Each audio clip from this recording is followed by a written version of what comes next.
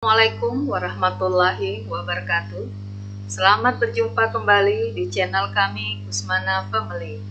Pada kesempatan ini kami menyajikan tentang pengaturan perizinan berusaha berbasis risiko melalui Peraturan Pemerintah Republik Indonesia Nomor 5 Tahun 2021 tentang penyelenggaraan perizinan berusaha berbasis risiko. Perizinan berusaha adalah legalitas yang diberikan kepada pelaku usaha untuk memulai dan menjalankan usaha dan atau kegiatannya. Risiko adalah potensi terjadinya cedera atau kerugian dari suatu bahaya atau kombinasi kemungkinan dan akibat bahaya. Perizinan berusaha berbasis risiko adalah merupakan perizinan berusaha berdasarkan tingkat risiko kegiatan usaha. Penyelenggaraan perizinan berusaha berbasis risiko meliputi yang pertama, pengaturan perizinan berusaha berbasis risiko, kedua, norma, standar, prosedur, dan kriteria perizinan berusaha berbasis risiko, yang ketiga, perizinan berusaha berbasis risiko melalui layanan sistem online single submission atau OSS. Yang keempat, tata cara pengawasan perizinan berusaha berbasis risiko. Kelima, evaluasi dan reformasi kebijakan perizinan berusaha berbasis risiko. Keenam, pendanaan perizinan berusaha berbasis risiko. Ketujuh, penyelesaian permasalahan dan hambatan perizinan berusaha berbasis risiko, dan kedelapan, sanksi. Bapak dan Ibu, untuk memulai dan melakukan kegiatan usaha, pelaku usaha wajib memenuhi persyaratan dasar perizinan berusaha dan perizinan berusaha berbasis risiko.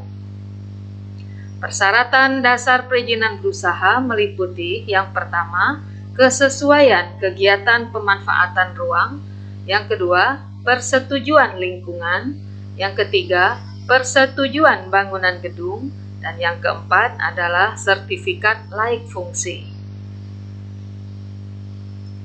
Berdasarkan penilaian tingkat bahaya, penilaian potensi terjadinya bahaya, tingkat risiko, dan peringkat skala usaha kegiatan usaha, maka kegiatan usaha diklasifikasikan menjadi 3. Yang pertama adalah kegiatan usaha dengan tingkat risiko rendah.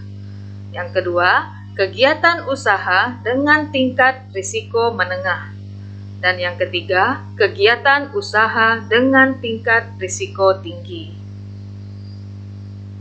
Kemudian, kegiatan usaha dengan tingkat risiko menengah terbagi atas 2. Yang pertama adalah kegiatan usaha tingkat risiko menengah rendah, dan yang kedua, kegiatan usaha tingkat risiko menengah tinggi.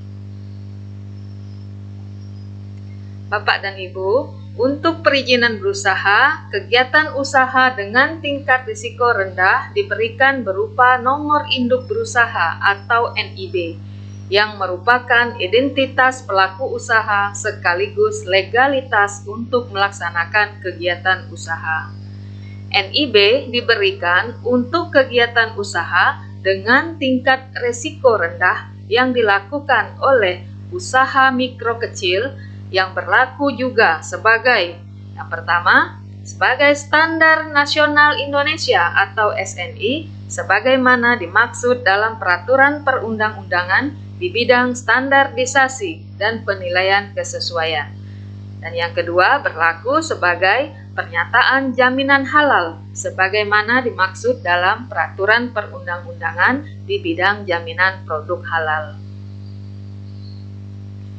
Perizinan berusaha untuk kegiatan usaha dengan tingkat risiko menengah rendah diberikan berupa NIB dan sertifikat standar.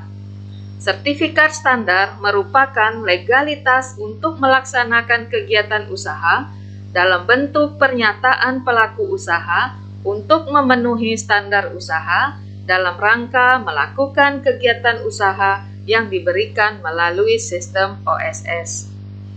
Perizinan berusaha menjadi dasar bagi pelaku usaha untuk melakukan persiapan, operasional, dan atau komersial kegiatan usaha. Standar pelaksanaan kegiatan usaha wajib dipenuhi oleh pelaku usaha pada saat melaksanakan kegiatan usaha. Sedangkan perizinan berusaha untuk kegiatan usaha dengan tingkat risiko menengah tinggi diberikan juga berupa NIB dan sertifikat standar. Sertifikat standar merupakan sertifikat standar pelaksanaan kegiatan usaha yang diterbitkan pemerintah pusat atau pemerintah daerah sesuai kewenangan masing-masing berdasarkan hasil verifikasi pemenuhan standar pelaksanaan kegiatan usaha oleh pelaku usaha.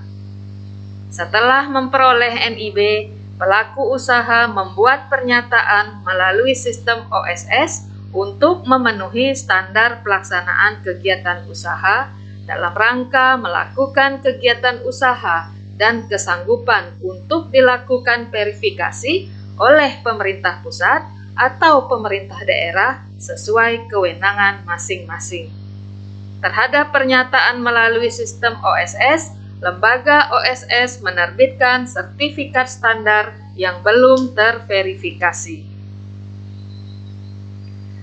Sertifikat standar yang belum terverifikasi menjadi dasar bagi pelaku usaha untuk melakukan persiapan kegiatan usaha.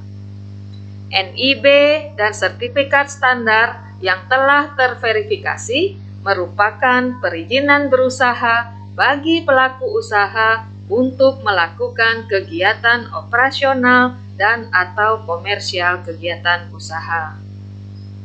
Dalam hal pelaku usaha tidak memperoleh sertifikat standar sesuai jangka waktu yang ditetapkan dalam norma standar prosedur dan kriteria, dan berdasarkan hasil pengawasan tidak melakukan persiapan kegiatan usaha dalam jangka waktu 1 tahun sejak NIB diterbitkan, maka lembaga OSS membatalkan sertifikat standar yang belum terverifikasi. Perizinan berusaha untuk kegiatan usaha dengan tingkat risiko tinggi diberikan berupa NIB dan izin. Izin merupakan persetujuan pemerintah pusat atau pemerintah daerah untuk pelaksanaan kegiatan usaha yang wajib dipenuhi oleh pelaku usaha sebelum melaksanakan kegiatan usahanya. Sebelum memperoleh izin, pelaku usaha dapat menggunakan NIB untuk persiapan kegiatan usaha. NIB dan izin merupakan perizinan berusaha bagi pelaku usaha untuk melakukan kegiatan operasional dan atau komersial kegiatan usaha. Bapak dan Ibu, dalam hal kegiatan usaha dengan tingkat risiko tinggi memerlukan pemenuhan standar usaha dan atau standar produk, maka pemerintah pusat atau pemerintah daerah sesuai kewenangan masing-masing menerbitkan sertifikat standar usaha dan sertifikat standar produk berdasarkan hasil verifikasi pemenuhan standar. Verifikasi dilakukan oleh pemerintah pusat atau pemerintah daerah sesuai kewenangan masing-masing dan dapat menugaskan lembaga atau profesi ahli yang bersertifikat atau terakreditasi. Perizinan berusaha diterbitkan oleh pemerintah pusat dan pemerintah daerah sesuai norma, standar, prosedur, dan kriteria yang ditetapkan oleh pemerintah pusat.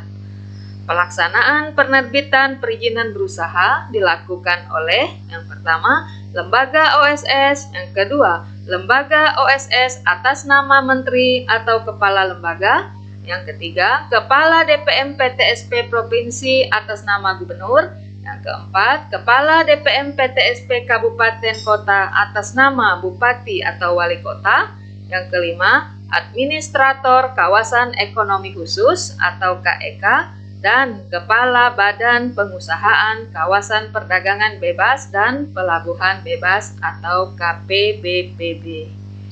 Demikianlah video kami kali ini.